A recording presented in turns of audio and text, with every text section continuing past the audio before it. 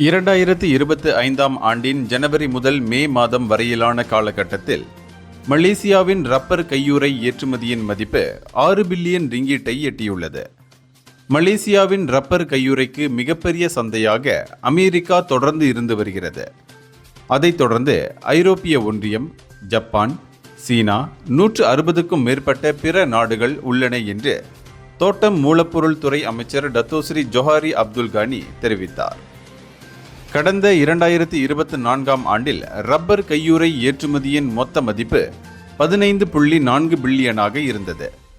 Malaysia உலகளாவிய சந்தையில் 40% பங்கை ஆக்கிரமித்துள்ளது. இதற்கு அமெரிக்காவிற்கு சீனாவை விட குறைந்த இறக்குமதி வரி ஒரு முக்கிய காரணமாகும். மேலும் அமைச்சர் ஜொஹாரி செம்பனை துறை குறித்தும் பேசினார். புதிய பழங்களின் உற்பத்தி தொடர்ந்து 3 ஆண்டுகளாக அதிகரித்து 2024இல் 1 ஹெக்டருக்கு 16.7 டன்னாக உயர்ந்ததாக அவர் தெரிவித்தார். எனினும் 2014ஆம் ஆண்டில் 1 ஹெக்டருக்கு 19 டன்னாக இருந்த உற்பத்தியை விட இது குறைவாகவே உள்ளது. குறைந்த மறு நடவு வீதமே இதற்கு முக்கிய காரணம் என்று அவர் குறிப்பிட்டார்.